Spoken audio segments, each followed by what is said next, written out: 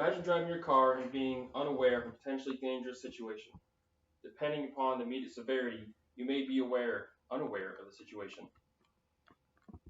A flat tire, or tire losing air, collectively puts yours and others' safety at risk. Of all the safety features a car may have, the tire is the most important because that is the one thing that makes contact with the ground. Today I will inform you about the tire pressure monitoring system. TPMS is a critical safety feature improving vehicle handling, fuel economy, and tire life by monitoring tire pressure. Now, I am a certified mechanic. I am certified to the National Institute of Automotive Service Excellence. I have about 8 years of civilian automotive repair experience. And the most introductory thing going into the industry is TPMS diagnostics. So I will define TPMS, discuss how it operates, explore its benefits, and differentiate the difference between direct and indirect systems.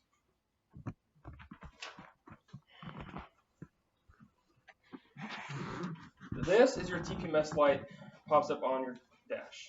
TPMS stands for Tire Pressure Monitoring System. It is essential for maintaining safe tire pressure levels. The National Highway Traffic Safety Administration mandated that all vehicles have a TPMS system installed from factory since September 1st, 2007. Now, the year 2006 is when they became very prevalent. You started to saw them more common before they became mandated. Many manufacturers jumped right onto that. So the two different types of systems is direct and indirect. Direct uses a sensor, looks like this. This is valve stem. I'm sure most of y'all have put air in tire at one point. This is where air goes in. And on the other end of that stem inside your tire is this little sensor. Now each tire has its own individual sensor, and this is the most accurate. This will tell you individual pressures in your tire. So up here on the dash, if you are able to see individual pressures on your display, that means you do have a direct system and not the indirect. Now the indirect system uses wheel speed.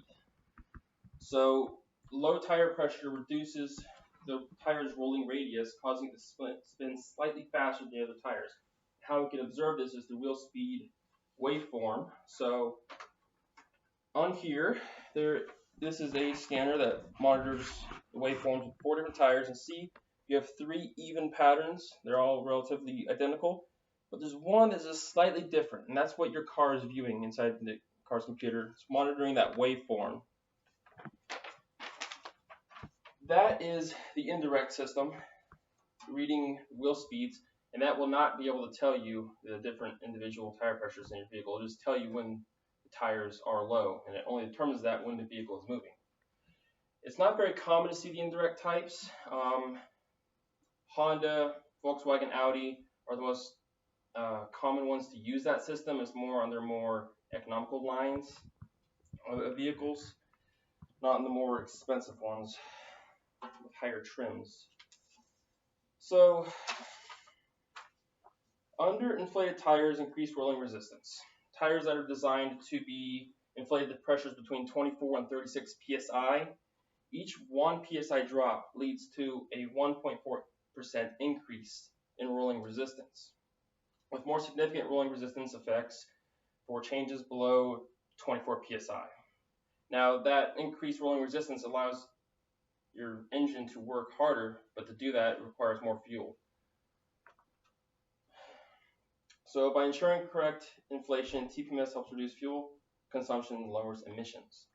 Now, another thing that TPMS does, besides warn you of a potential emergency and help you save fuel, is it can help prolong the use of your tires. Now, underinflated tires typically have wear on the edges of the tires, and then overinflated tires typically have inflation wear directly in the middle. So let's wrap up summarizing about TPMS. In conclusion, TPMS is a critical safety feature improving vehicle handling, fuel economy, and tire life by monitoring tire pressure.